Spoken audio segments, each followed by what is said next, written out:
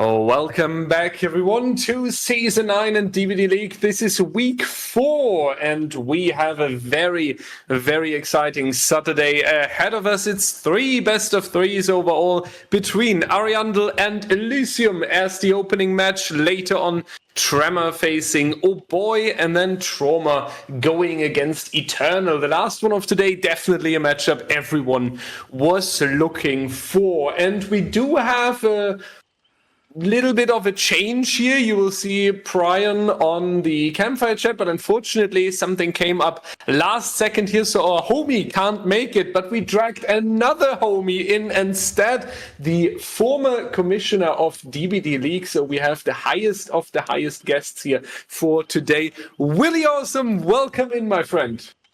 Hello, thank you for having me. I saw the ping. It was like not even 3 minutes ago. And I'm here. This is going to be interesting. And yeah, it looks like we're going to have a really good game today. Elysium versus Ariandel to start us off. And I don't know about you, but I'm really excited for this one. I'm really excited too for 2 reasons. First of all, the teams and the killers. We're going to talk about that in a second. But second of all, casting with you again, especially in this unexpected context here, is something that I'm really looking forward to now. So this is double hype right here on the desk. And again, big shout out and big thank you to Will for coming in last second here. Will, we are starting off with the Wraith, a killer that is often treated as one of the weakest in the competitive environment. In the normal environment, always sorted into the lowest tier. People say, Wraith needs a buff, etc. And then when we are moving to the competitive environment, shout out to the balance committee in the background, providing the most fair conditions for skill expression here. Wraith can turn into an absolute machine, especially on the Dead Dog Saloon. Even though we have the strong main building, even though we have a few tiles that can be relatively challenging, we have seen some 4Ks with the Wraith, even with generators remaining. How do you feel about Wraith recent performances in competitive DBD here? I mean, to be completely honest, I haven't seen too many games on Wraith recently, but with the balancing, no exhaustion perks, limited healing perks, it provides a very unique environment that, like you said, you just don't get when you're playing random pubs. And it makes it a lot more fun. You get to see the hit and run strategies, body blocks, and it's really impressive from both sides just seeing how each side tries to counteract the other. Absolutely, and Dead Dog Saloon is a great map for that, I feel like, because you do have this little bit of safety on the main building. You can do some body blocking there, you can pull there for a reset. Especially when you finish the main generator, it gets a little bit quieter around this area. Most of the time, the Gallows area being the one where you really need to be careful that you're not getting slugged, that you're not handing out any hook stage there even, because there we have the chance to spawn very problematic 3 or even 4 gen setups. And with all this pulling away, finding a good reset, throwing in some bodies, that won't work anymore on the second set, because there we are increasing the speed so much. And when we are playing the Blight, it often comes down to the first chase being really important into the game. 20 seconds to 40 seconds can make a huge difference on a Blight set, and the players from loading in immediately under pressure here. Now, Elysium picked this killer. Well, I'm honestly not surprised considering the stacked roster they have. Oh yeah, no, I'm not surprised at all. You have amazing killers on that side, just across the board. I can think of 3 different people who could all pick up this Blight and do incredibly well. And like you mentioned, it is such a drastic change of pace, and this whole match is going to be all over the place in terms of gameplay, and it really is going to be able to highlight these teams' flexibility and adaptability in their play styles. And while we are talking about being able to adapt to the play style and being able to make sometimes even a new plan throughout the game, this is something that applies to the tiebreaker, I would say. Plague coming out as the last one. Ariandel would start on the Plague set. I know, Will, you're not the biggest fan of Plague in the competitive environment, if I remember. Because I do not like casting for Plague at all. Yeah, it can become really stale, and I understand that. I'm a big Plague fan because, and especially tiebreaker Plague is something that I really love to see. I don't know why it's specifically the tiebreaker, but I feel like on the Plague set you can reveal so much more about the decision making that teams are taking. How much risk do they take in certain situation? Do they sit with an infection on a generator? Do they pull back? When are they going for the cleanse? Was it too early? Was it too late? Do they risk a potential snowball? All decisions like this tell me a lot about the micromanagement inside of the team. And I really like that because I feel like Plague is about so many decisions throughout the game that can impact the result, that I feel like we are basically having the best strategic players and the best tactical mindsets coming out on the top here. So I really appreciate this tiebreaker, I gotta say. I mean, I do absolutely agree with you. There are so many decisions that are made while you're playing a Plague set. You went over a lot of them, but it can get down to as simple as, where are you running the killer? Like, that has such an impact. And when you're playing on a map like Suffocation Pit, it slows down so much. The game just grinds to a halt. And that's part of the reason why I don't like it, but I understand. It allows individual play and individual decision making to be highlighted. And while I don't appreciate it, I understand. I can appreciate the strategy aspects that go into it, and it's going to show a lot of just how good these teams are at working together. Yeah, and this teamwork is something we're really looking forward to, especially with Bobozavre kind of leading Team Ariandel there, having a lot of good ideas, always making sure that things are going the right way. Arima, IPIC, Excise, Hartwell, all of these big names that are known for strategy and decision making. I feel like sometimes the biggest challenge for such teams is, who are we actually listening to? Because if you have 5, 6, 7 people on your roster that have insane strategies, insane preparation in terms of what is our game plan, etc., then it's difficult to decide for the right plan. And having a structure like this is something that's really, really important here throughout this match. And then on the other hand, we discussed it, Dog, Kexo, we won all these, Xeno especially, like since Oracle being around in the competitive environment and surprising us weekend after weekend with a new build or a new strategy. So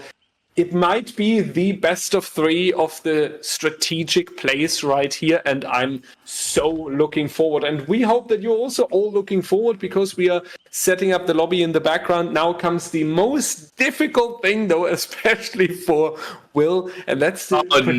No. Because, ladies and gentlemen, if you're newer to DBDL, Will has done so much for this org, but one thing he never learned throughout the years, and that is making right predictions. Okay. Ariandel or Elysium, Will? Who's going to take it away? I want to say Elysium, just because they've been so dominant this season. I think it is going to be a 2-0. But I'm also worried that just me saying that is going to curse Elysium into somehow fumbling this. But I'm going to stick with it. I'm going to say Elysium 2-0.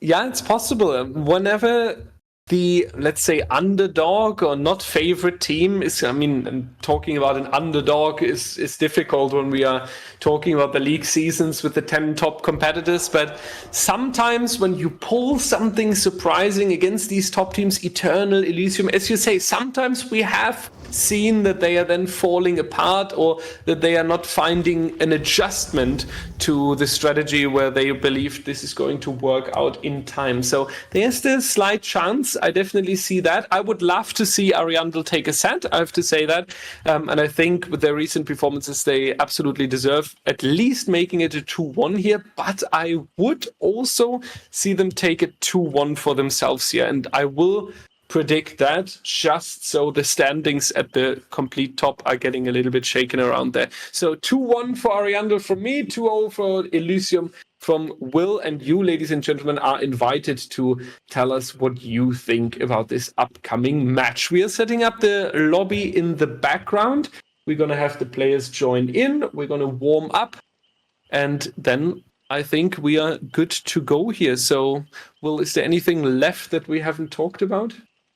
I don't believe so, but we did get a situation with the original caster, Prion.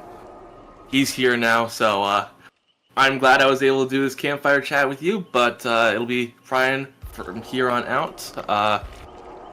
We didn't talk about this beforehand, but I'm going to take the outro. I hope everyone enjoys the match. I unfortunately will not be able to watch. I came in on a bit of an emergency call, but thank you for having me, and good luck with the cast.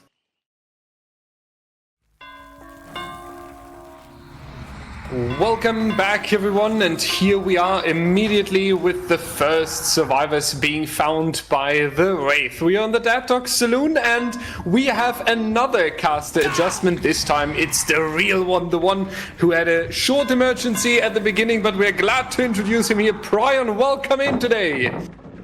Thank you for the kind welcome, Dyer. As we see Bubbo taking his first chase onto V1 at this window tile, he holds W from that pallet out front of main, which is a really smart choice here. He's already injured. Bubbo had no trouble finding these survivors from Elysium right off the start. He's choosing to break out these breakable doors, and V1, he's going to make it back to this pallet, but this pallet is not very strong.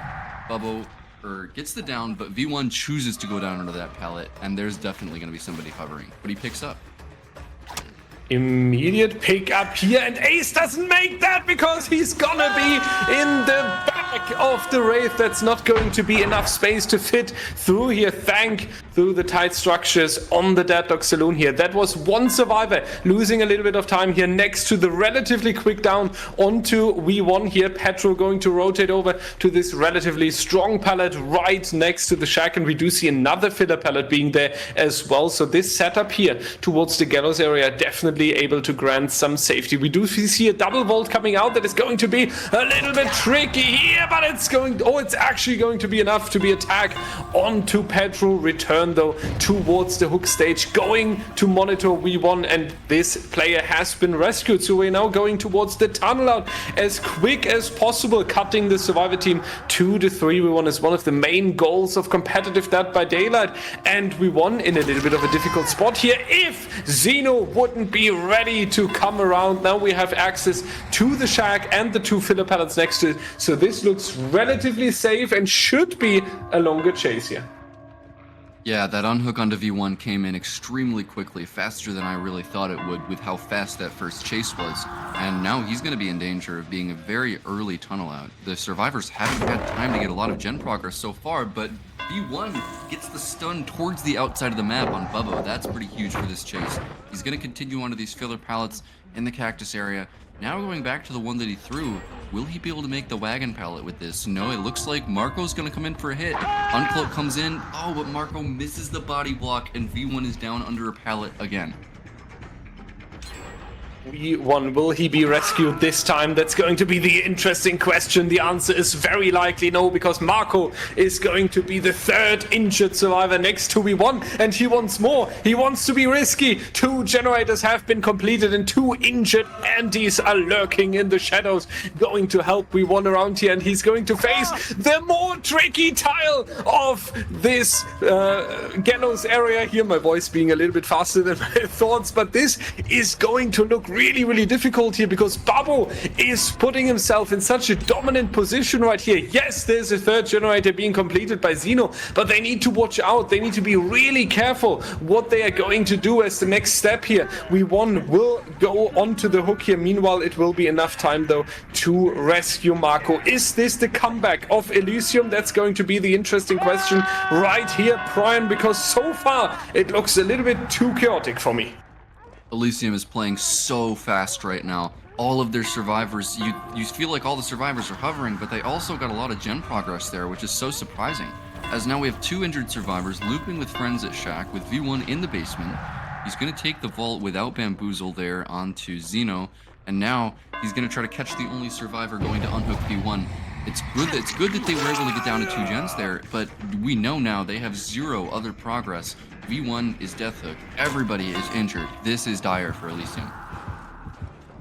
Absolutely, yeah. 4 injured survivors here. V1 facing elimination with the next down. He's going towards the corner of the gallows area. That's going to drag the killer away from the action, from the potential generators that need completion. And Bubble with a wonderful block of the pallet here, getting ahead of the survivor and making sure that he has to rotate back towards the filler pallet that has been already dropped and is therefore significantly less safe than it should be. Also very interesting design here of the Wraith. Ladies and gentlemen, this spectator bug you see is going to be a DLC in the store soon for $11.99 with our promo code. You can be the first one. V1 going to be eliminated. 3 V1 on the Dead Dog Saloon. 2 gens remaining.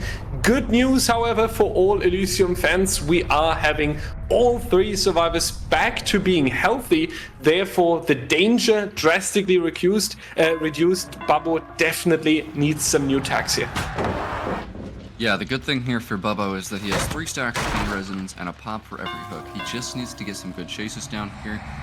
Elysium was able to break any semblance of a 3-gen that Bubbo had. So honestly, this is anyone's game right now. And a little kick onto the gen right here, same as the one right next to it, trying to make sure that we are going to keep an eye on the progress. As much regression as possible is what we're looking for here. Interesting to see that also the damage bar is now constantly on 100, at least on our screen here. So Behavior inventing a few new mechanisms for the Wraith here today. Pedro going to face the next tag with Sloppy Butcher, of course. All these tags still being a little bit of impact here. The reset time will be greatly increased, and especially when you're leaving the generators too late, and it feels like Marco was not aware at all that Bubbo would make a rotation towards him, then these tags are becoming more and more painful for your team. It seems like Bubbo decides to commit to Marco here, knowing that the generators do not have the biggest progress so far, so he can take the time, and this pallet right here in the corner is usually relatively unsafe, but we managed to get a good stun here. Yeah, and Marco doing pretty well to mess with Bubbo at this usually terrible pallet. He vaults back into him a couple times. He is eventually going to die here, but he is dying in what is absolutely the right place. As we see Pedro and Xeno are healing here at Gallows, and this gen is 99. They are waiting and to make sure that it does not get hit by pain resonance. That's another gen done for Elysium. Good job from them. And now they're going to have to deal with Bubbo knowing exactly where they are and trying to get this unhooked, but also doing the last gen. Now we do have the Nia running around here, speeding up and speeding a little bit too fast for Bubbo to take another tag. Pop goes to Weasel, would still be available, but Bubbo decides to instead apply the pressure onto the survivors, because on this generator front there's not too much going on just yet. Ace though will make it in time back towards the hook, rescuing the teammates, because meanwhile Bubbo is busy with our Nia and she does not make the pallet, and I doubt that any survivor will be here in time for a rescue.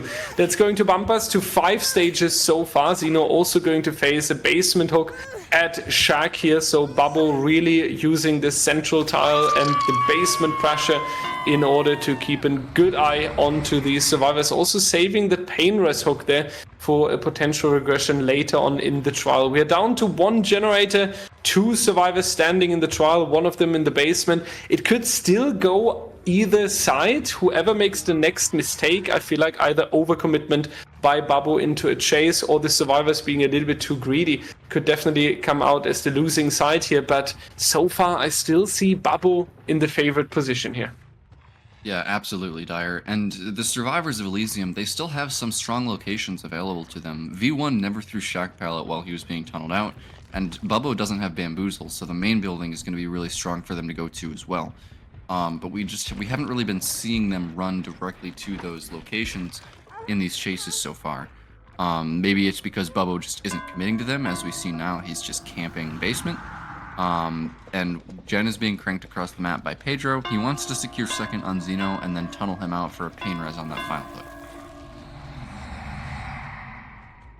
We are rotating back towards the double gen on the houses section, trying to find out if there's anyone around, and the answer is yes for Pedro. That's going to be a quick tag whatsoever, so Marco is in responsibility to save Xeno, and that was done right here last second before we are going into the second stage here. Nice done though by Pedro here as well. That's going to be a ton of distance into the safe main building, so Bubba will just going to break this pallet here, taking another resource out of the way and then keeping an eye on the gens again. It will turn a little bit into a hit and run here, a little bit into hide and seek between the survivors and the killer. Hopefully Elysium will find a good time for a reset, because I feel like this is the next task on the to-do list here. Yeah, absolutely, Dyer. And that stun was absolutely critical, because that pallet is not very strong. And not only did he take a stun, he took a stun while invisible, giving the survivor so much distance with the increased stun duration. And now Bubbo is just kind of floating edge map, trying to see what he can find. There are 2 injured survivors here, but as a Wraith on Dead Dog Saloon, you can reasonably guess that they're around... Oh, he actually missed them. They're resetting here at Gallows, and he just went right past them. I guess he was outside of the hearing distance for the injured noises. And now he's back to checking the gens, and it seems like these survivors are actually going to reset for free. They are indeed, and that's a little bit of a slip by Bubbo here, because you really want to make sure that you keep the pressure that you established on the survivors, and whenever they have the chance to go for a full reset, that's really going to be a punishing factor for you. Nice patience here by Xeno. One time with pure iron nerves, second time with a firecracker, third time just walking and slow bolting in front of the Wraith. Bubbo, you can try a lot, but it doesn't work onto Xeno here. He's just going to take off your time, and you're not going to get any reward for that, not even an injury here. Brilliant play by Xeno, showing us all his experience and everything he's capable of, and we do see the result of this. We start seeing this anti-kick mechanic coming into play. Bubbo not having injuries anymore, survivors spreading across the objectives here. Elysium starts turning this.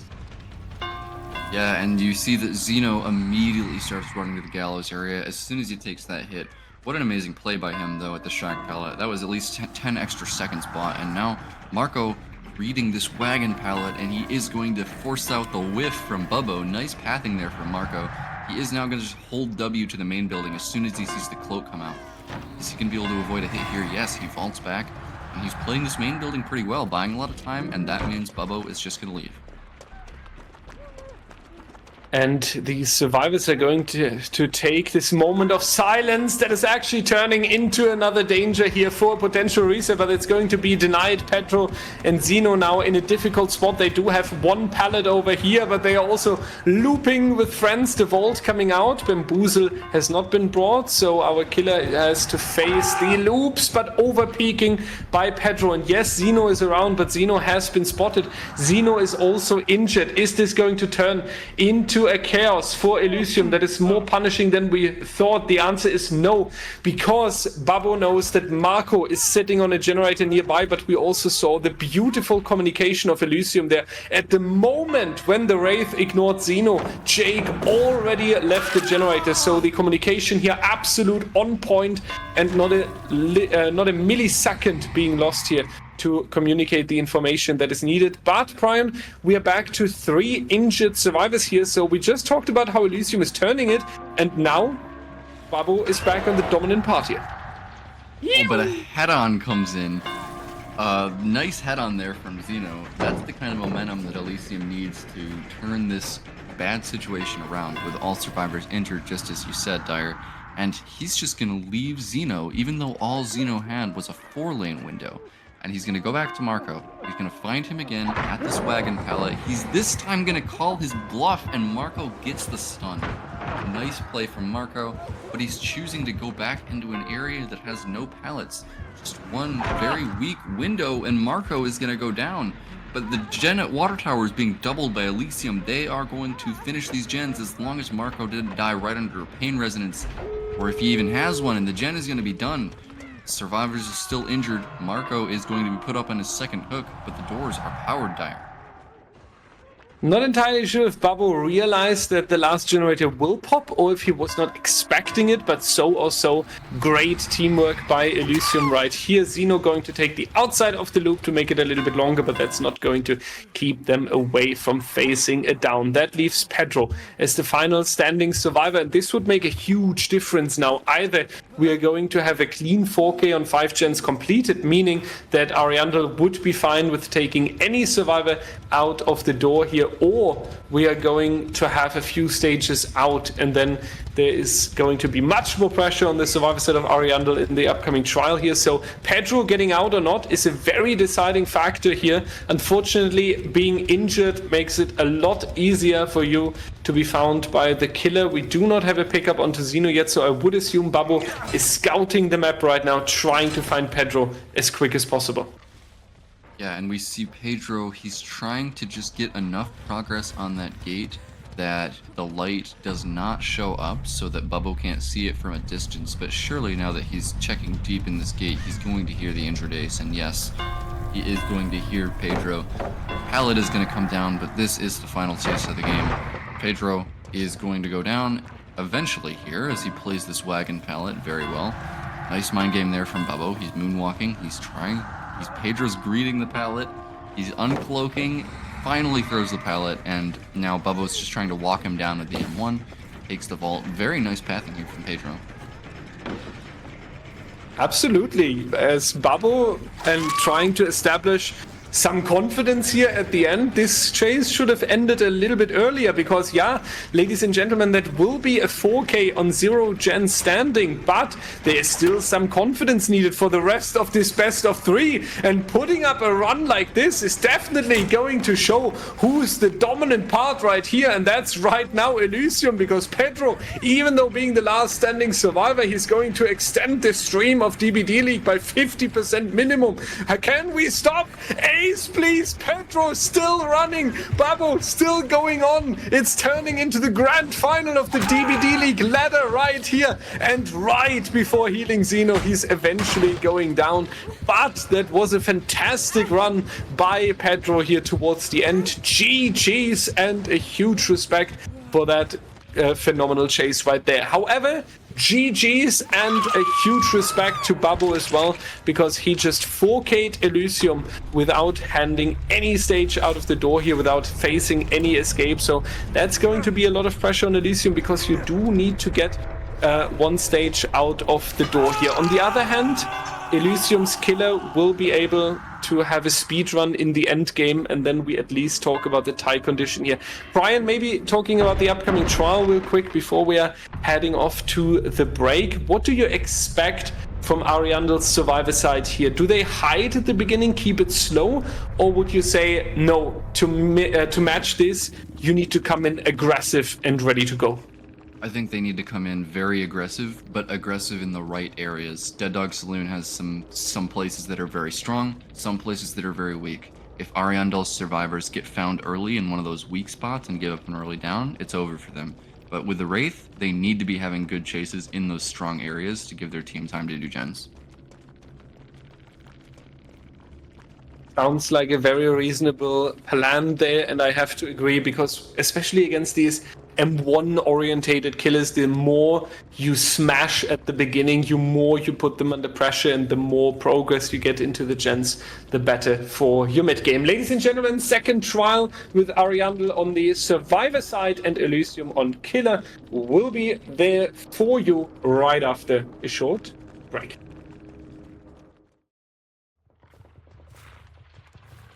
Welcome back to the Dead Dog Saloon for Elysium's killer side here with Zeno on the Wraith, and he immediately finds a hit onto Bubbo. What a nice mind game with the uncloaked lunge there. As we see a very different build here, Dyer, as Zeno takes chase at Shaq, and no, he actually doesn't take chase at Shaq.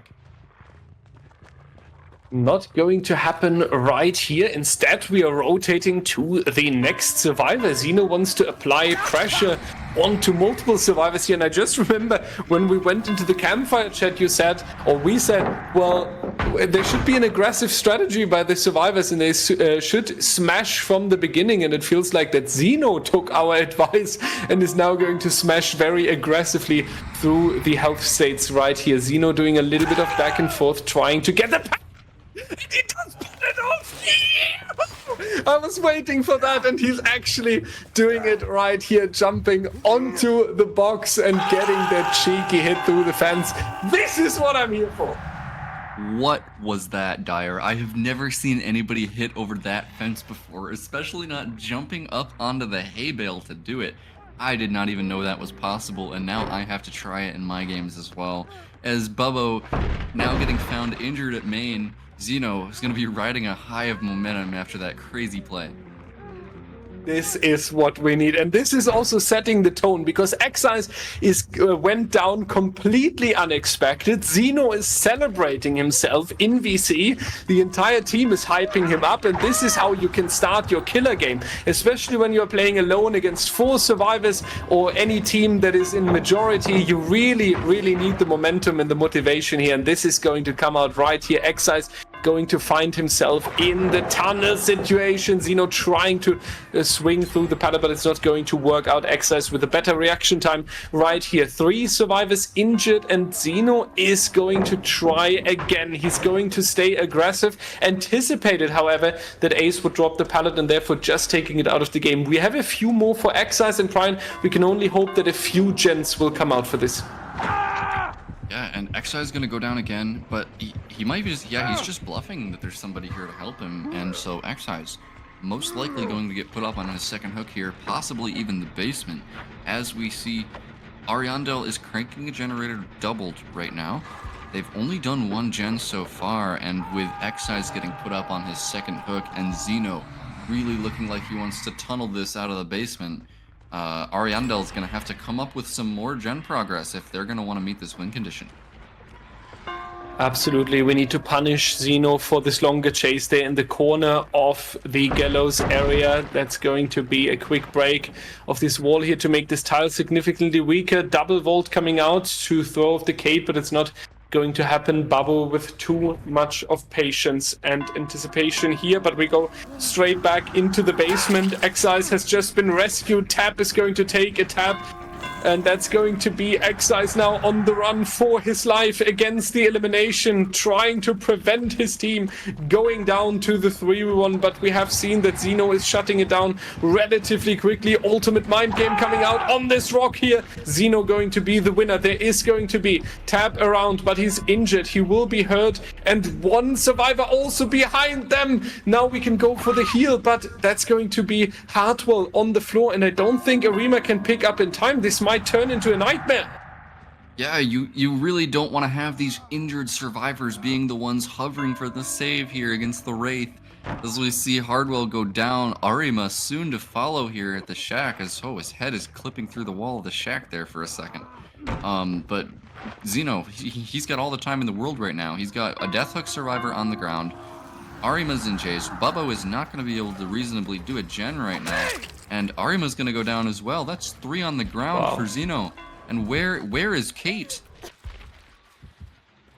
Where is Kate? That's the end game question almost, because we just skipped the mid game and we went from a few injuries at the beginning towards 3 slugs onto the floor. Xeno doesn't even need to worry about it anymore, not only because we changed the rule and from now on the bleed outs award all hook stages and the fresh hook, but also because the win condition about the completed generators is not met by a long shot, and it seems like we have Bubble, but Xeno just takes that piece of information and will carry this survivor while casually zoning Bubble away from going for the picks here. We do have the distance that is required to pick up another teammate, but Ariandel really just trying to deal with the pressure that is on the table so far, and they are playing all against the odds here.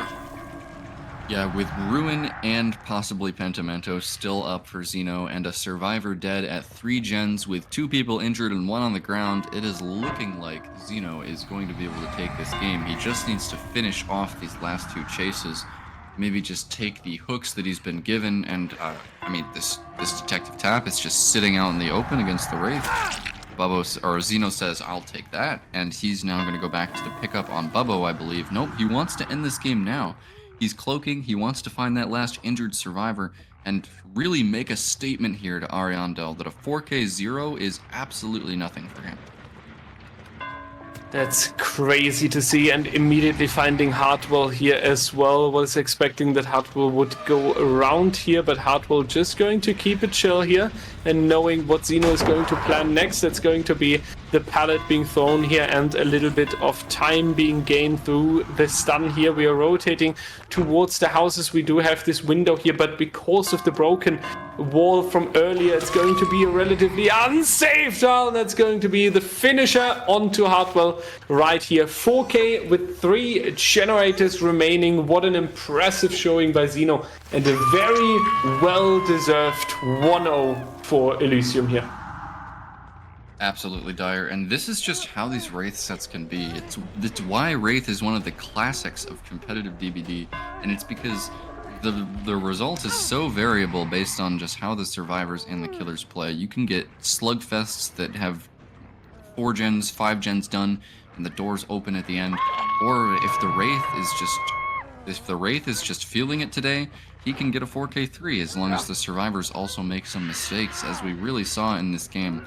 A lot of free hits given, a lot of downs given for the sake of trying to save the tunnel out, and injured survivors hovering for saves, getting caught out by Xeno, and his perks really did the work for him too here, as Ruin was never found, even though it was in that 100% totem spawn spot.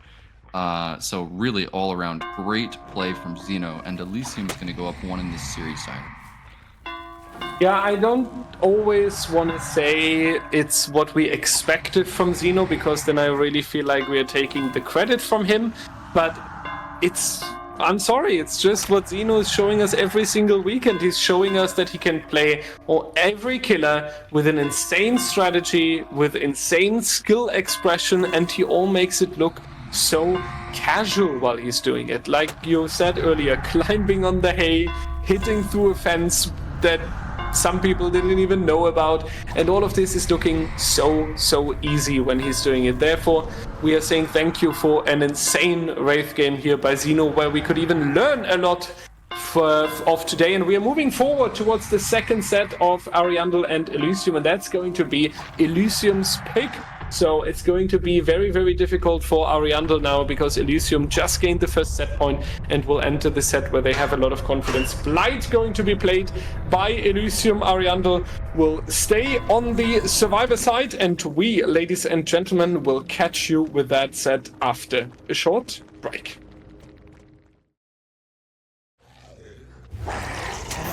Always look for the Blight side of life is what Xeno woke up here this morning with, and a lot of confidence should be on his shoulders since he played a fantastic Wraith game in the previous trial. We have seen a 4K on 3 gen standing, and Xeno as aggressive as in the previous trial already on the first survivor right here. Hartwell dropping the pallet, rotating over and sacrificing the shack pallet right here as well. So Xeno getting a few resources out of the way on the bottom already, but he doesn't want to change in the corrupt area. It would be a loss of time for him, and instead going to injure some survivors, hopefully on the top side where we have the active generators. Yeah, getting that shack pallet out of the way early is good, definitely good for Xeno, and he's just going to take that mobility that he has as Blight and immediately go back topside. Still trying to look for his first survivor. Didn't really want Hardwell at shack. So now he's rushing around the outside of the water tower through this TNL tile. Is he going to be able to find anybody, though? It looks like survivors of Ariandel are playing pretty stealthy on the bottom side. Guesses that somebody's behind that edge map Z-wall. They are not. That would have been a highlight play, though. Yeah, it really seems like the survivors of Ariandel are hiding out the corrupt. A very interesting strategy. The last time that was really on a peak in comp DBD is almost 3-4 years ago, but it can be a very, very insane strategy. Trying to find someone over here. The risk is if you get found with the survivor, you haven't worked on any gens, and therefore the killer basically getting the first injury or even the first hook stage for free. And even more insane is the fact that we already had someone in chase, so the survivors all spreading around on the generators. And then when the call came, well, Xeno is going to the top side. They all pulled away from the gens and they are staying undetected. Since then, these guys are playing hide and seek like pros. Yeah, and Excise getting found in the mid-map here. You have to wonder if this was an intentional Excise getting found here, as I really want to see his build since he's getting found first. As Xeno's going to take the break onto the pallet there, and Excise, no decisive strike, but he does have the dead card, so good survivor to get found, as Xeno gets a nice hit there onto that pillar tile. Really good flick there, turning around the tile with the Blight, as Excise going to continue chase onto this pallet gem. He gets the whiff, but Xeno body blocks the pallet. Unfortunate there for Excise, nobody's there to help him on the pallet, and that could have been an amazing stun, but just a millisecond off for Excise. This is the moment in my pub games where I laugh at the killer and then I realize that I can't make the pallet and will go down. And then very embarrassing, just press Alt F4. But back to the generators over here, we are going to see a few scratch marks. So Ariandel is on these objectives and they are aware that they need to bump it up as quick as they can here after all hiding across the suffocation pit. And then Excise having a good chase, I would say, but still going down relatively or somewhat quickly right here. We have a Rima, but Xeno really not being interested in that survivor. Instead, we want to remove Excise from the trial as quick as possible, and that's a beautiful dead hard right here, making it towards the main building now. Really, really great skill expression by Excise, and that's very punishing for Xeno now because that's going to be half a minute or more here. Yeah, really good Z-wall gaming there from Excise, as Xeno actually diverts the chase here onto Hardwell, and he gets a hit on that weak pallet outside of main building. Now rushing back around the other side, Hardwell immediately throws that pallet, but Xeno not biting yet. He knows there's something else around here that he wants to find. Around the backside of the water tower here, he can't seem to find what he's looking for, but the Rancor information is going to tell him potentially where Excise is. All three survivors that he's actually looking for are on bottom side. Only Hardwell on top side. He's going to get the information here, and he's going to find Excise again with an amazing flick onto the filler pallet. Really good information from Rancor there, leading to Excise's second hook. Absolutely great play by Xeno right there. We're getting closer and closer towards that first elimination here. 60 seconds on the hook for Excise, or alternatively just another tunnel out. And the generator front, yeah, we have one of them completed. We can only hope that there's more action going on here, because we would really need to start an increasing here. Otherwise, Xeno still with a potential 3, almost 4 gen on the top side here, and you really want to remove that and take that from him before you would lose that first teammate. We are going to sacrifice this filler pallet on the top left as well in this tile here. Unfortunately, there's nothing for Kate. We also removed the filler pallet towards the main building earlier. It's dropped and therefore way less safe than it could be, but Kate doing a really good job here. Babbo once again working with almost nothing and taking the most out of it, adding some seconds here on the clock for his team. All of them running bottom. That tells us that they are working on the 3 gen on the top side, and a lot of patience being taken here. And this is really impressive, especially when you're injured and especially when you carry a lot of responsibility. It is really great to see that these players have the confidence to just casually go for the stun. Eruption kicking in on the top side. Xeno checking on the bottom side as well here, trying to apply a bit more pressure. Yeah, and Bubbo's going to go down, which triggers the eruption there.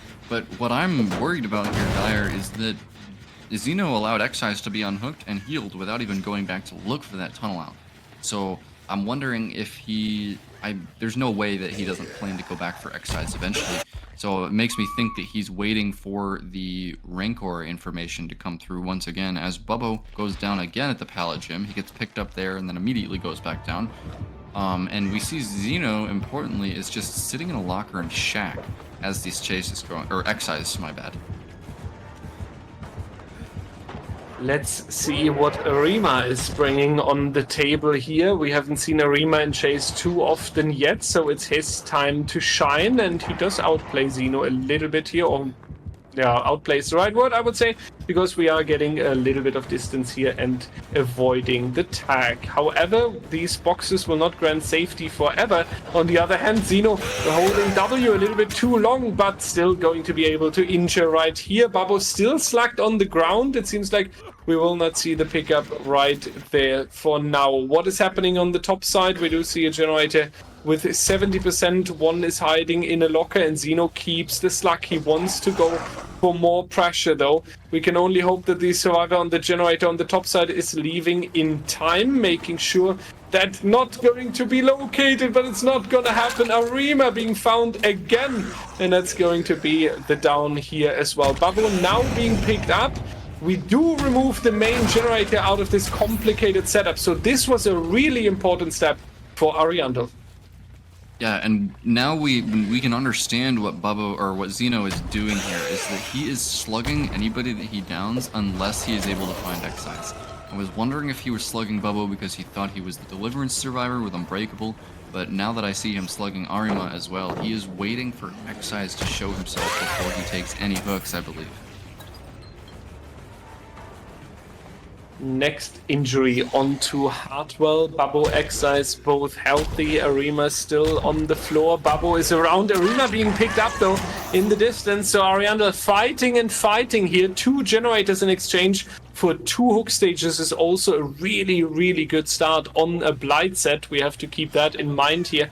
And I wonder if Xeno overcommitted with the slugging a little bit, because usually you're slugging to get the control over a generator, prevent a generator from being completed, or apply some additional tags. And that didn't really come out here, and Xeno wasn't able to stop that main building generator besides slugging multiple survivor in this trial so far. So wondering if it wouldn't have been better to take 2 additional hook stages here, being on 4 now, and still having the 2 completed generators anyway. But that's something we can look at later on when we know what the result exactly is. But he does lose a 3rd generator Prion only in exchange for another down here. That's really not looking too good. Yeah, and he gets the Rancor information again from that 3rd generator, which should have told him that Excise is alone at the bottom side near Shack, but he's not going to go for that. He goes to where Babbo and Hardwell were instead. Excise now finally showing himself, coming into mid for the pickup, and Xeno, he's tunnel visioning here on Hardwell at the main building. He's going to double back, get hit at that tree. Nice play there from Xeno, but this is starting to look really good for the survivors, Dyer. It does, yeah. The only thing I'm worried about is if it's actually going to be the result and if Ariandel will be able to ride this wave to the end, because in the Wraith set that we have seen, we also had the impression multiple times that they are making the comeback here, and then at the end it didn't really work out for them.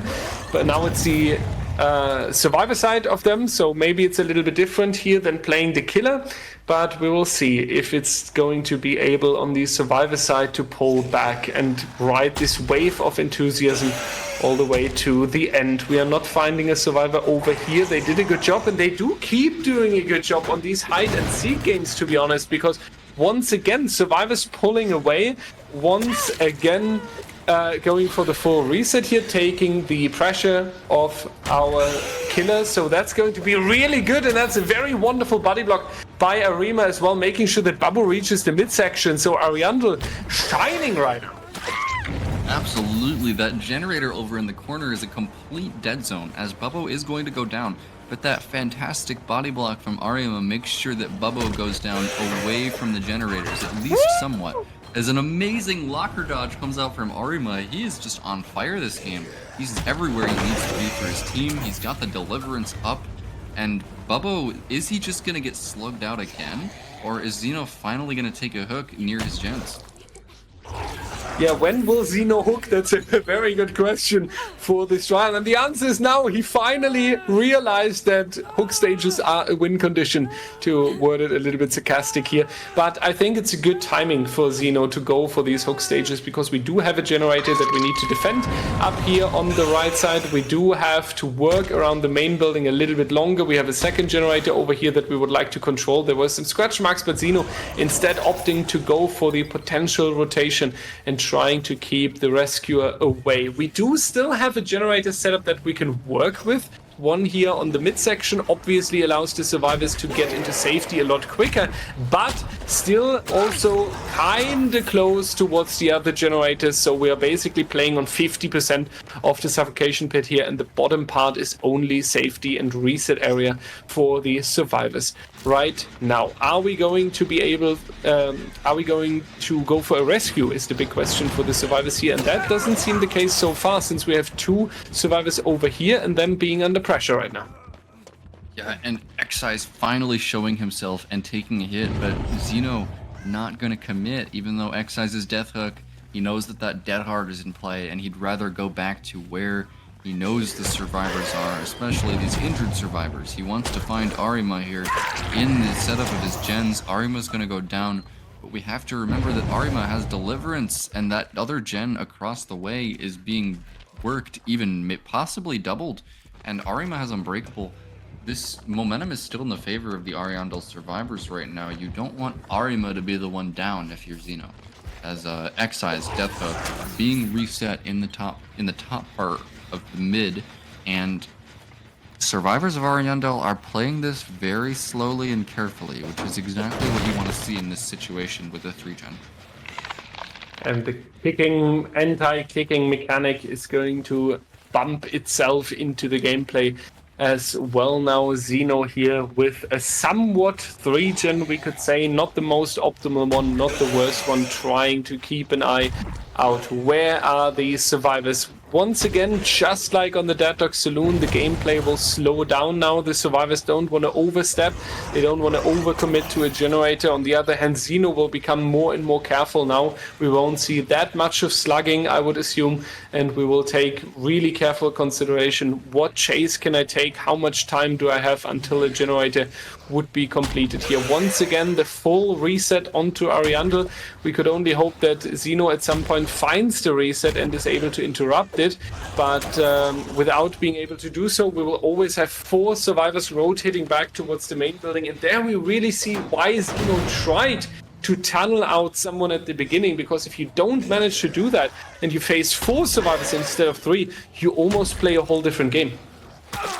Yeah, and it now seems like Arima's going to be taking another hit again, but it seems like these survivors are decommitting from the deep generators and trying to pressure this water tower one that is a little bit further towards the bottom side than any other gen.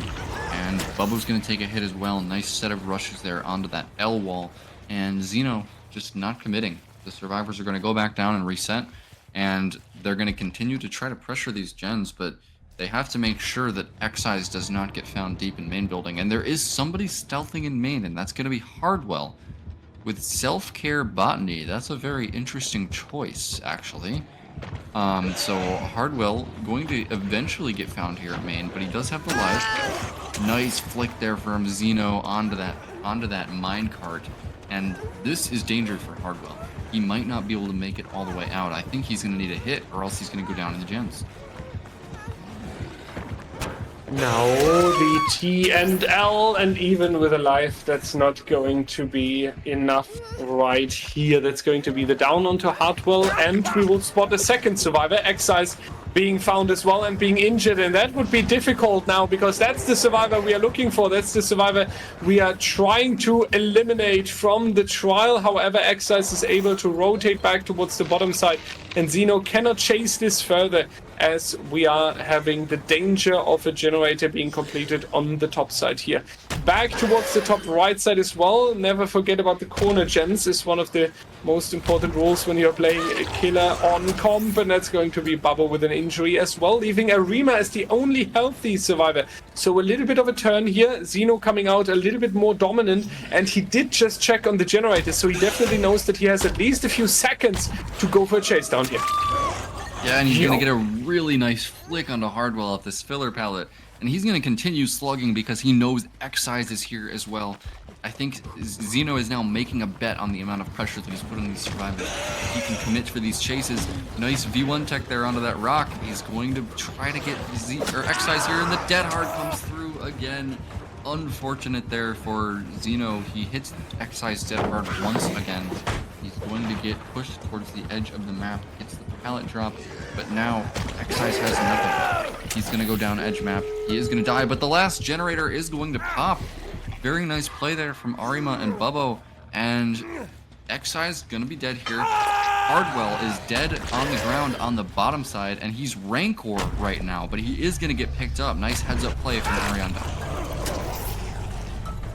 And we are going for a fantastic endgame. I feel like a speed run potentially by Xeno, shutting it all down into the 4K. Or is it the Survivors shining one last time here? The Life doing so much work for Hardwell. Exit gate being opened as well. How many stages will walk out of the door? The answer is 1, 2 Survivors with overall... I can't calculate that right now. It's too stressful. Hardwell jumping off the hill here as well. Xeno going into fatigue. Window being close by as well, but the shack and the hatch are so far away. Therefore, Hardwell just going to go down. And now we have time. Woo! We see a Mori actually in the season. The first Mori in season 9. Big GG to Xeno for giving us that, and for all the nerds that want to read about the rules and the statistics. And Mori through a perk, or the killer power, counts just as normal hook stages, so all stages are awarded to the killer. Now, because of the Mori, this went all a little bit too fast for my old brain. Can someone tell me how many stages we had?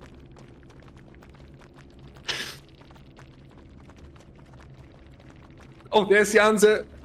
Thank you so much for the team in the background. The roller. 5 stages made it out of the door here, so that is actually huge, Brian, especially talking about a Blight set. 5 stages out of the door is an insane result. Yeah, really great job there from Ariandel's Survivors, and this is going to be a tough win condition to meet for the Survivors of Elysium. So after that really great play on the Blight set, we are going to take a short break here and bring you guys back Ariandel's killer on the Blight.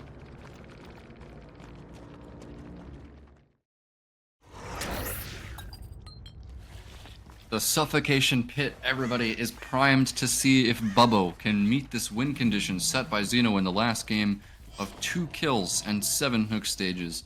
And we are already seeing he's finding a survivor on top of a hill, not willing to commit to that just yet though. Loud noise notification off in the distance, and we see a survivor behind the hill. Now that is something that the Blight is going to want to commit to as he's rushing around. He's going to get a first hit onto Xeno really quickly, Dyer, and this is a good start for Bubbo. Absolutely, that is what you're looking for, getting the quick tag onto Xeno here, and now also taking the chance from the survivor. Xeno a little bit hesitating there, wanted to go for the window, then decided differently, and that's going to come out as the first hook stage right here. That was a very quick opener by Bubbo, and exactly what we are looking for. 7 stages were achieved in the previous trial, so we would need to go for 8 in this one, and kicking it off already is going to make you feel really safe. We also caught the Mako, I believe it was right next to the hook, and that's Pedro, and that's going to be the quick injury here as well. Might be a trade, but that's 2 hook stages already within the first minute. Extremely fast start for Bubbo here, and some real mistakes coming out from the Survivors of Elysium so far. I mean, Pedro gets caught there right next to the hook, and now chase is going on to Xeno once again. It's almost like he got farmed in a public match there with how fast that unhook was. And Pedro, he's going to pay for that trade. He's going to go down, get put up on the second hook. And I think Bubbo knows that he's got some time here. He can afford to take this second fresh hook and just go look for Xeno on his own time.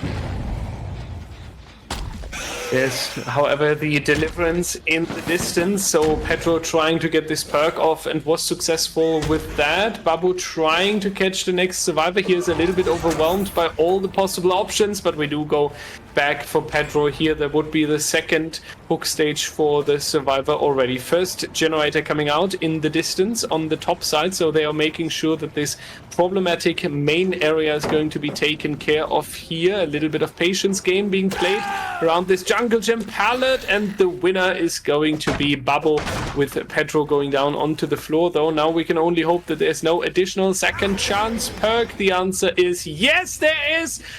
Slap with a DS. Little shout out to Q, our wonderful casting friend right there. Now we are going back towards the shack, and if this is going to stay a longer chase, that would be insane for Elysium, but unfortunately straight back onto the ground.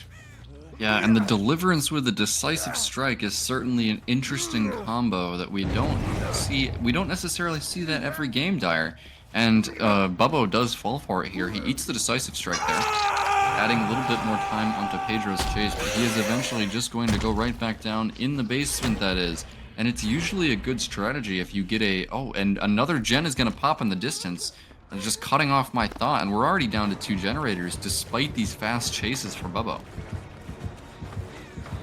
Marco going to be into the next chase here, healthy survivor, so he can go for a little bit of a longer run. Honestly, I'm surprised where the 3 generators are coming from, because Bubble was so strong and he was taking such quick downs, and then unfortunately one time in the wrong position and one time losing a little bit of time to Pedro here, who did an absolute fantastic job, and also now gets to 4 the people onto himself by We1 here to make sure that Pedro is going to stay alive and Elysium won't play in the 3-1. I think We1 is happily taking this hook stage here, because that's going to be 2 minutes of hang time and so much of resources back towards the generator completion here. So I think, yeah, Babo gets another hook stage, but Elysium is happily taking this. Yeah, and it's so important there that Pedro made it out of the basement without getting M1'd as well. That means it's going to be almost impossible for Bubbo to find him unless he makes a big mistake and gets caught out here.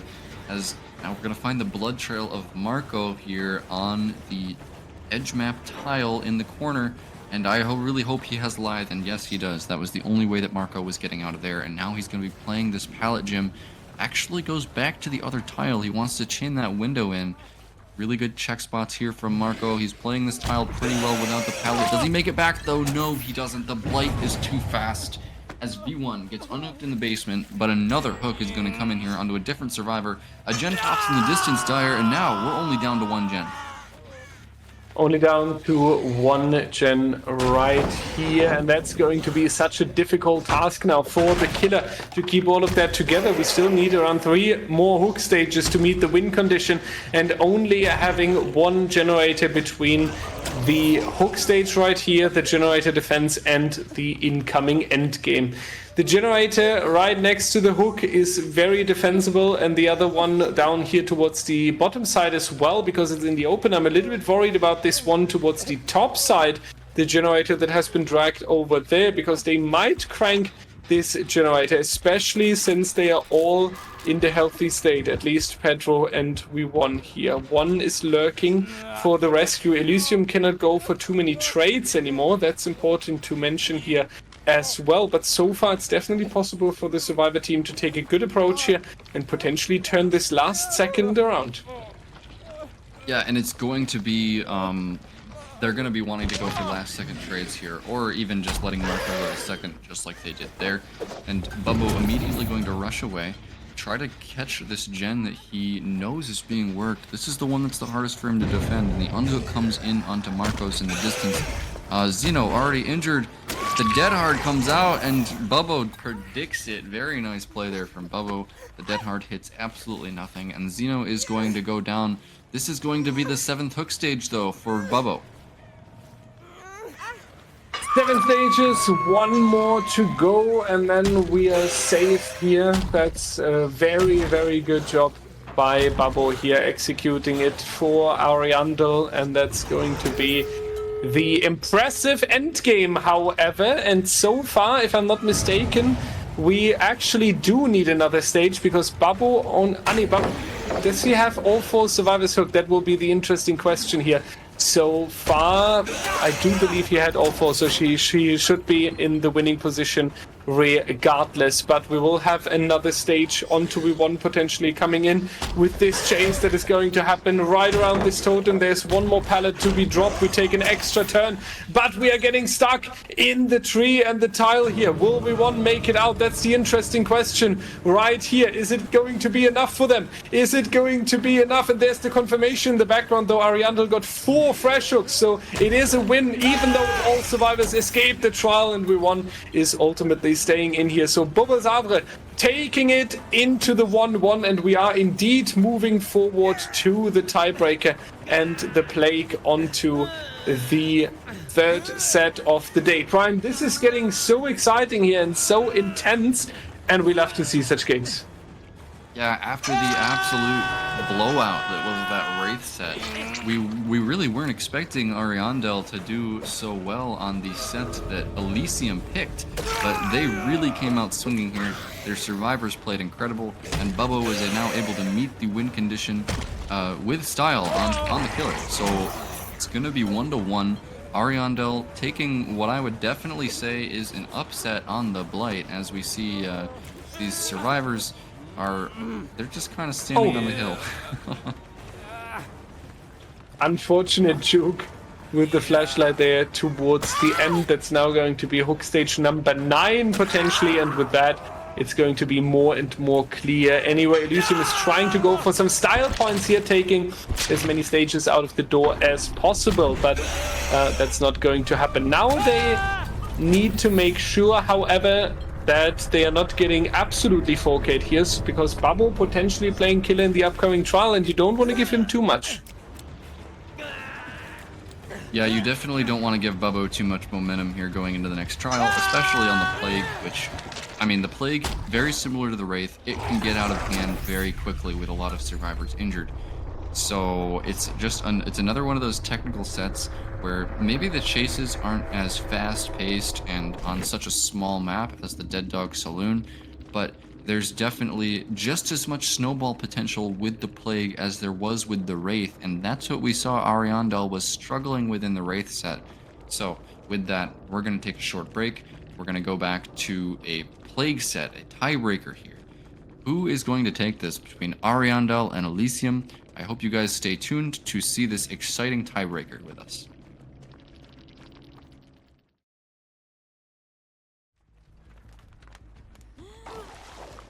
Welcome back, everyone, to the 3rd set between Ariandel and Elysium with the Plague on the Suffocation Pit, and that's going to be a very, very interesting one, because Xeno is bringing no mither and therefore staying broken from the beginning, and we can already tell that this guy does not care about any infection today. Yeah, and I've been hearing whispers in the comp scene that no mither is starting to become EU meta on the Plague set, and we are seeing it now from Xeno as Bubbo. He is going to immediately take his Corrupt Purge at the main building. He does not want Xeno to get any value out of this no mither, trying to hit that no mither player where it hurts the most, and that's immediately taking the Corrupt Purge as he goes around the main building here, and he hits a nice long-range puke there onto Xeno, and immediately punishing him for playing no mither.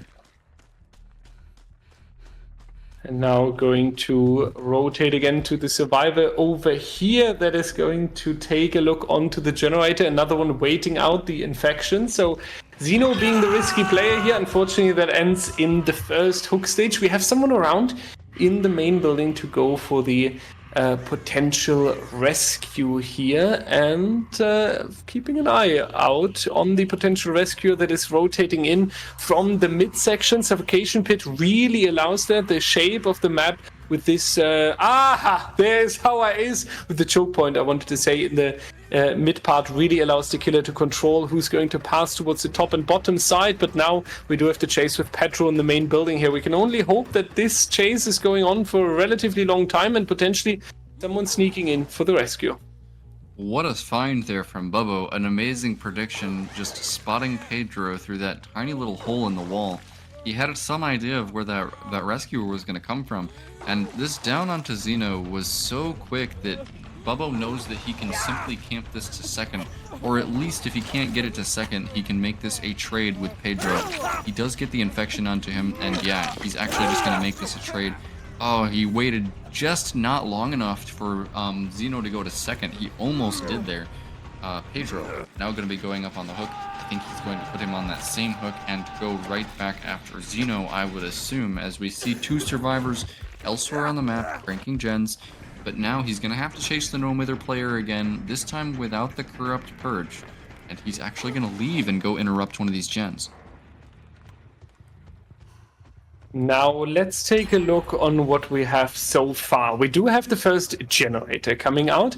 One survivor on the hook stage, one is fully broken and will stay broken because Xeno cannot heal. Second gen coming out, and V1 is also now infected. So Silhey here, really the only one who can go for a significant play, and even that survivor decided to now touch one of the generators here. So will we potentially see a sacrifice of Pedro in order to go for the generators? That would be an interesting decision here, but it would be understandable because Elysium does have access to a lot of generators there on the bottom side. They definitely have the potential here to smash through it. Then they would need to worry about this region on the top side, but it could definitely be an option here. Yeah, and V1 is going to cleanse across the map, which tells me that V1 is eventually going to go for the save on Pedro. Silhey and Xeno injured. They're going to be cranking gens safely on the bottom side. Critically there, V1, his cleanse, not only does that make him want to go for the save as another gen pops on the top side, it also avoids the full bonus of Thanatophobia slowdown for Bubbo, just having one survivor healthy there in V1.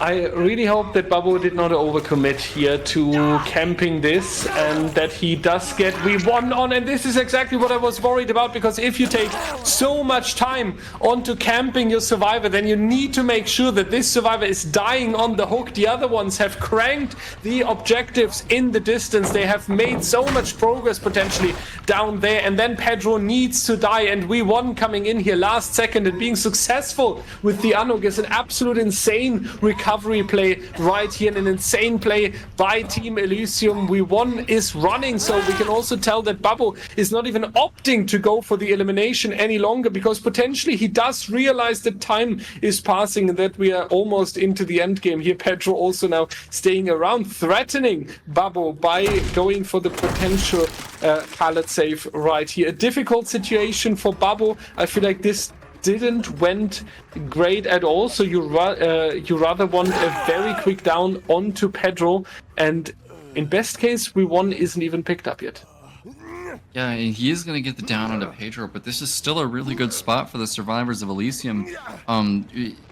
Taking trades under that hook and hooking the fresh hook is not really what you want to be doing when you're running this build. You're not running Pain Resonance here. You have Call of Brine Eruption, and you have not kicked a single gen yet this game. So value just not coming out of the build really, besides Thanatophobia, as V1 does not get picked up. Pedro is now dead. We know that one of these survivors is on the top side going for the save. And that's going to be Xeno playing extremely aggressively for that save, because he knows that Silhey is cranking that gen on the bottom side across the map. But now with one survivor dead and everybody fully infected, this is where Bubbo could come back into this game. Is he going to use this chance though? Is he making this comeback? We do have another pallet right here, and that's going to be a stun. Yes, Xeno is a little bit zoned towards the edge of the map and will have a difficult time coming back, but he can still waste a lot of time on this pallet here. Unfortunately though, with the double vault, he's going to relatively execute himself. That's going to be hook stage number 6 in this trial. A relative average result for the Plague on the suffocation pit here, and we will see how many more stages Bubbo will be able to add before the final generator is completed. We do have a huge stretch between the main building and the shack right there. That's honestly, Prion, a horrible region setup to work with. Yeah, and that is just not what you want to see when you've locked in your build of Call of Brine Eruption. So he's finally making his way down to the shack side for the first time this game. He's going to apply the Call of Brian and the Eruption onto that gen. Finally also taking his second Corrupt Purge. That one over there in the corner that he hasn't taken yet is the one that V1 cleansed on. So this is his use of the Apple add-on, and V1 might be in chase here at shack with the Corrupt Purge. And it looks like the survivors have abandoned the bottom side and are now going to be doubling the top side gen. As V1 runs around the back shack, he pre-drops the shack pallet, immediately gets broken by Bubbo, and now he is going to go all the way towards the edge map here. He crouches around the Corrupt Purge. Very nice dodge there from V1.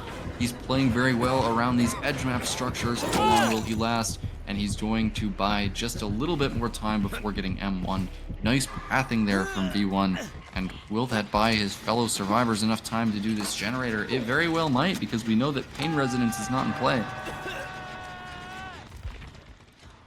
Second hook stage 4v1, that means that we are 60 seconds away from the full elimination there. Xeno is going to stay broken anyway for the rest of the trial. Silhey could be a survivor that is going to cleanse and then come back to go for the rescue and handle some tricky situations here. On the other hand, you do have two wonderful generators there. On the top side, one of them just tried to rotate in for the save, then realized that it's a bad idea, running back towards the top side as well. Leaves the question though, where is that third survivor that is still scattered out across the suffocation pit? A lot of progress here on the main building. Babbo cannot go into the chase on the right side, and that's going to be the final generator completed. Both survivors, however, on the main building. Babbo knows that, and Babbo does have the power. Will we see a potential speed run towards the end here? Will it be a 4K or not? One survivor rotating towards the right corner of the main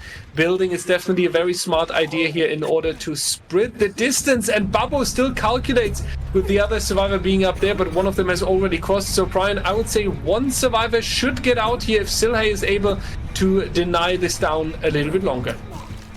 Yeah, and unfortunately Silhey is the fresh hook here for Elysium, and he is going to now go down. He does not make that filler, and it looks like Bubbo is actually going to want more. He thinks he can stop Xeno on this gate, but Xeno is definitely going to get that gate open. So Bubbo, in defeat, is going to go back to his fresh hook. Silhey worth 3 hook stages here. This is the one survivor that Bubbo would have wanted to find, and hooking him here is going to result in a 11 stage result for Bubbo, which is honestly very good for a Plague on Suffocation Pit. Absolutely, and that sets the win condition really straight here. We would need a 4K on all generators completed in order to make sure that we're taking the win for Team Elysium here. I would assume that it's Xeno coming out once again on the killer side, but we will see that in a couple of seconds here. So definitely an intense tiebreaker. 4K being needed is a very, very challenging result. And one comment, ladies and gentlemen, today you find in our Twitch chat Nightbot spamming you every 7 minutes with the opportunity to leave some wishes or a message or anything you always wanted to tell us for the 6th anniversary of DBDLeague that we are going to celebrate on the 23rd of June. You just need to click the link, leave a name and a message you want to see in a potential screen on the anniversary stream, so don't hesitate going in there. We have noticed a lot of you have already taken the chance. Just feel free to do so as well. We have also noticed that one person said that Mech should receive more skins. We are not behavior, so we cannot fulfill you that wish. The rest we happily take. We'll see you with the final trial between Elysium and Ariandel, and we'll show you that after the next break.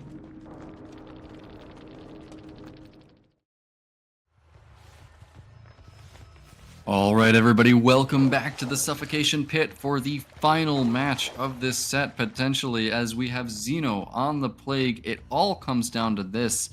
He's got no gen-kicking perks. He's got no active regression. It's all passive today, Dyer. And Xeno, he has a defined win condition that he has to meet here on the Plague, and it is definitely above the Plague's average result. But if anybody can do that, it is Xeno.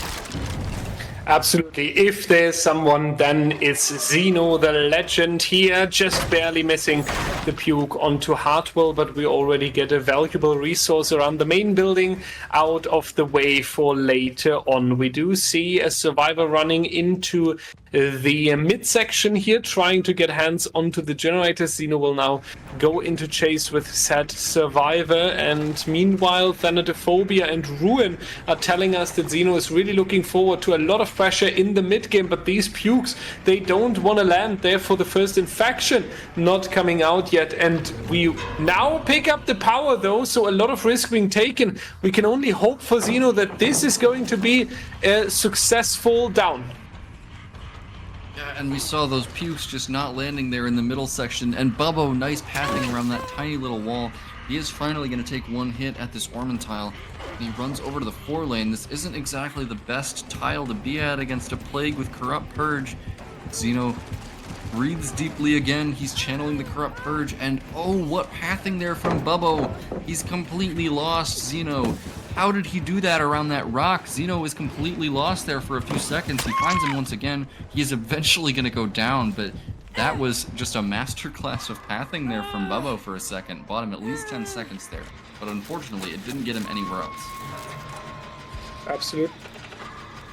Yeah, but these 10 seconds, they can make a major difference sometimes, especially on, for example, generators like these. We see it right here. 10 seconds earlier or 10 seconds later can be the difference between a generator finding completion or not. That's why CompDBD is often counting the milliseconds of gameplay and trying to make sure that an objective is being completed. Back to the midsection, we talked about the choke point and the bottleneck shape of the suffocation pit a little while ago, and try to lay out how the killer can potentially control who's rotating in and out here, and that's something that Xeno was trying to do here. However, we are finding ourselves back onto the shack here, trying to get the down onto Bubbo as quick as possible here, but it's a relatively safe pallet without bloodlust, so Xeno just building that up. However, Prion, that all costs time. Yeah, this is taking a pretty long time as he's trying to go into he's in Bloodlust 1, now he goes into Bloodlust 2, and a body block might be coming in as well, as nobody's really infected here except Arima, and infection is going to come in onto the body blocker, and Hardwell throws the pallet for his teammate. Very nice play there. That's exactly what you want to see. There's still a lot of resources on the map, and only one hook so far for Xeno. So you can definitely see the survivors do greedy plays like this. As another pallet throw, Arima runs away with the sprint burst and back into Xeno. That is just a disrespectful play, getting so much distance for Bubbo. Arima now injured. He's going to be taking chase at the shack in Bubbo's stead as he goes back to this filler pallet now. Actually not there, around back shack, and Arima seems to be accepting his death at the shack window. So finally another down for Xeno, but it's not on the survivor he wanted.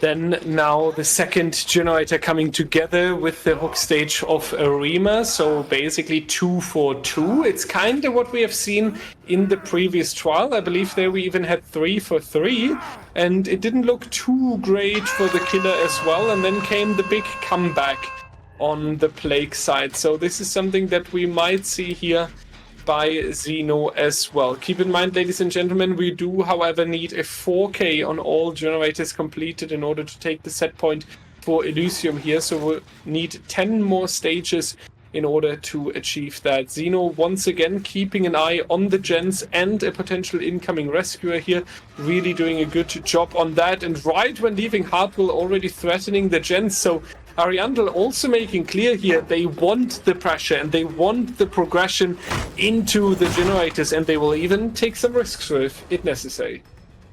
And Xeno does have somewhat of a 3-gen here on the bottom side, as Arima is unhooked in the basement, and this build that he has is a build that shines much more in the 3v1.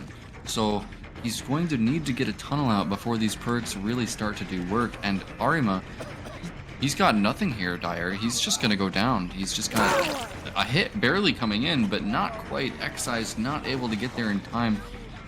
Throws some more puke his way. Arima is going to go up on his second hook, but luckily, I believe he did get far enough away from the basement that he's not going to be able to go back down there again. Another gen is going to pop across the map. That was not one of the gens in the 3-gen. Second hook for Arima.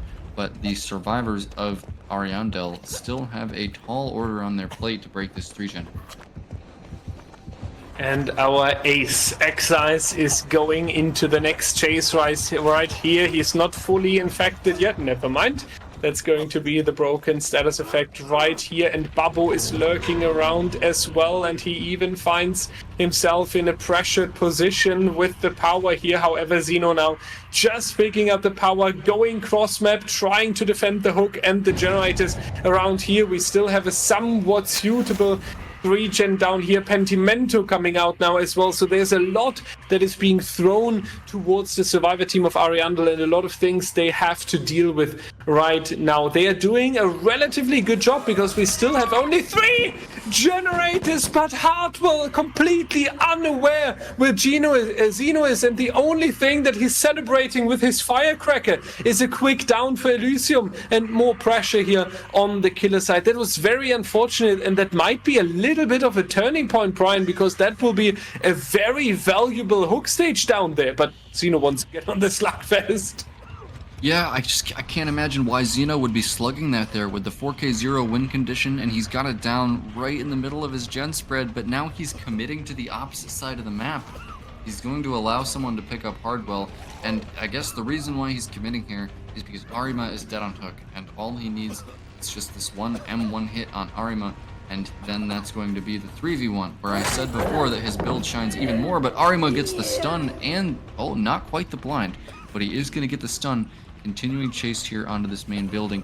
But if Xeno commits too much time here, the 3-gen could be broken. Arima is finally going to go down, but he is near a pallet. Somebody's hovering to save. I don't believe he's close enough into that pallet. No, it comes down, but Xeno is going to swing out of it, and that's going to be a death onto Arima here at 2 generators remaining, which is really good for Xeno. If he did not get that in exchange for going to topside, that would have been devastating for Elysium. Difficult time for Team Ariandel now with that elimination here. Xeno moving closer and closer towards the needed 12 stages, and even keeping the survivor team under control here. Still a suitable 3-gen down here. The only outsourced generator on the top left, I would believe, is not even Xeno's priority any longer, and we do find an injured Babbo here. Yeah, we're gonna take some turns, and that's going to cost a little bit of time, but that's also going to be just a matter of seconds here. And right now Xeno has these seconds, and he has enough time to go for the down and protect the generators at the same time. We do have around 20% over here next to the shack and the other generator. Last time we checked on it, and especially with the Pentimento still in play, is not having any significant progress. Therefore, Ariandel needs an adjustment of the strategy here. We might see a full cleanse, something like this on the top side, and then returning with the full power. Something needs a change here, otherwise Ariandel will be in a difficult spot. It will be interesting to see what Excise, Babbo and Hartwell are going to plan next. Yeah, and I just want to mention, Dyer, the full Thanatophobia debuff plus the Pentimento is a total of 50% slower repair speed for the survivors. So that is what Xeno was going for with this build, as we see a cleanse come in from Hardwell on the opposite side of the map, and that is really going to be their only option here. They're going to need to cleanse. They are going to need to absolutely juice Xeno for multiple minutes on end here, as the 3-gen is still up. The Corrupt Purge is now going to come out, and how are you going to handle this unhook? Even if you send the healthy survivor, it is a death sentence to unhook against the Corrupt Purge. Yeah, Babbo 25 seconds away from elimination here. Excise and Hartwell. Excise finishing one more generator in the distance. That is good for the scoreboard, but not at all enough for the win condition right here. We need stages out of the door. We can maximum have 10 stages here from the survivor team of Ariandel, and that's not going to be that easy, especially when Xeno is able to go for Babbo right here. But so far, Babbo once again on a good run. We have to point out though, Prion, we've seen it multiple times today. Babbo with a difficult setup and making the most out of it, and still costing the killer a lot of time. Unfortunately, Xeno is just able to switch towards the next survivor, and that's going to be Excise going down here. Babbo and Hartwell, 2 survivors that are easy to locate, easy to track down. and one of them, and I mean the second one as well, soon completely broken again as well. Yeah, what are you doing in this type of situation? Usually we see pulling back and trying again. We mentioned it earlier. Now I feel like this moment has passed, especially with Hardwell being around in this difficult area here as well. Babu is now cleansing Prion. Was that too late? That's the big question here. Yeah, is it really going to be enough for him to go and pick up Excise? And is Excise actually fully infected? Because then Bubbo's cleanse will be for nothing when Excise gets picked up. As Chase here onto Hardwell at the 4 lane, continuing now, and Hardwell, he doesn't really have anywhere to go. He's just going to go to the corner. He's going to get M1, he's going to go down, and yeah, I mean, Bubbo, he cleansed there, but now he's infected again because he touched Excise. I'm not really sure what that was about. Yeah, we are maybe also a little bit overwhelmed on the side of Ariandel now, and then there was this idea, hey, it would really help us if we are all cleansing and if we are not infected any longer, and then kind of the time pressure, the pressure that Xeno brings up in terms of the generator defense here and the 50% slowdown you mentioned earlier, which is, by the way, still in the trial and still applying to the generators here. So Ariandel is fighting. Ariandel is fighting a lot. We have to give them that, and they deserve a lot of respect for that. Unfortunately, I feel like they're just putting a little bit of water on very big fires that Xeno lightened up here on their side, and I wouldn't be surprised if Xeno is taking this home here. Yeah, and it looks like Hardwell, not enough time to pick him up there, as Xeno is going to take the vault onto this Ormentile. He's now chasing onto Excise here. The pallet is gone, broken a long time ago, and he does still have this seawall pallet here at the pallet gym. What can he do with this? We know Excise has exquisite check spots, but Xeno is not actually going to stay on that. He's going to go right back towards Bubbo, and Hardwell takes the down onto Hardwell. Waited a few seconds there, as if Bubbo was a public match for the people buckle up user. But Hardwell's going to go right down once again. Bubbo dead on hook. He's running injured at Shack. And, I mean, Hardwell, he's almost half bled out here, as we've got Excise a fresh hook, Bubbo's dead on hook, and Xeno is playing this incredibly slow. He's not picking up. He keeps kicking the gen. Even though he's got the full Thanatophobia and Pentimento bonus going. Finally picks up Hardwell. He's going to put him right back on that same hook between the two gens that he cares the most about. And it's going to be another second hook stage, 60 seconds away from the elimination. Bubbo and Excise once again with the responsibility here, and still with the 50% of slowdown, a little bit of pressure into this generator here, but this must have been so painful to achieve these few percentages into this trial. Xeno with a great timing on the rotation, catching the survivor that just wants to get back onto the gen here. However, I was just about to mention it, thank you Behavior for showing it on screen, is this anti-regression mechanic where you cannot put a kick onto the gens any longer, and that is potentially something that Xeno will face very soon here in a more difficult way.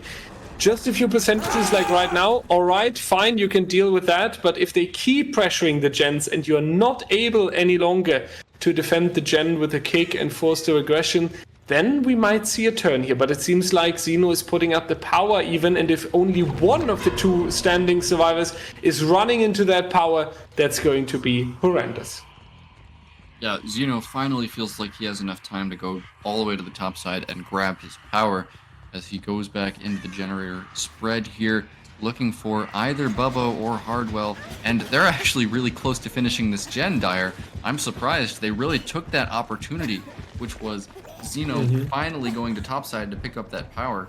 But what is Xeno going to do here? The generator is actually still being worked. Where is Xeno? Who is he chasing right now? He's committing on to Hardwell, actually.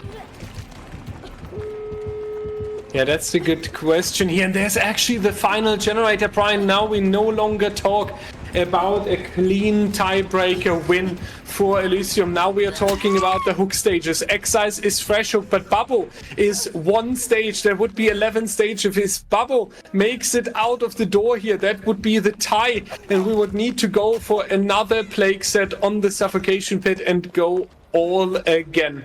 If Excise is going to leave the trial, well, that would be a very clean win for Ariandel. But the fact that we were talking all this time about the potential win for Team Elysium, and now we are talking about some problems coming up. Excise being a big threat here on the door, Hardwell being picked up. We basically need the down right now. At the same time, we're walking towards the exit gate on the bottom side, so Xeno kind of needs to split himself in order to pressure everything at the same time. Yeah, and these doors are so good for the survivors of Ariandel, and they've smartly spread out here. Excise at the main building, Bubbo and Hardwell on the bottom side, and every second counts here. I don't think Xeno is going to be able to take this home. With both of these injured survivors on the bottom side, the door is going to open, and Ariandel is going to be leaving the trial. I gotta say, maybe I was a little bit too negative towards Ariandel there throughout the mid-game, and I apologize with all my heart. I didn't mean to underestimate them. I just gotta say that it looked so much like Xeno's endless pressure there. We had 50% of regression. We had Pentimento. We had Thanatophobia. We had the power being taken multiple times. We had slugging. We had them running after the pressure. And I mean, at the same time, the fact that we underestimated them and the fact that we were so much like, yeah, this is so difficult, this is so hard to pull back, shows us how great Ariandel has played this, because this coming out of nowhere and this coming so unexpected here. So a huge shout out to Ariandel actually taking the 2-1 against Elysium here. Absolute crazy. Yeah, and it seems unexpected, like it all happened at once. But I think it was actually a long time coming from Ariandel's survivors. For so long there, this game felt like a stalemate. Ariandel was hovering at the outside of Xeno's terror radius, and Xeno was just refusing to chase them, and that even though they were injured. And that was because they were waiting for the correct moment to strike. As soon as Xeno went topside to grab that corrupt purge, they had enough progress on the generator to just critically double it there and take the win. So such good patience from Ariandel. Playing around that bottom side, not giving Xeno what he wanted in those chases, and I'd say this is definitely a great upset for Ariandel today.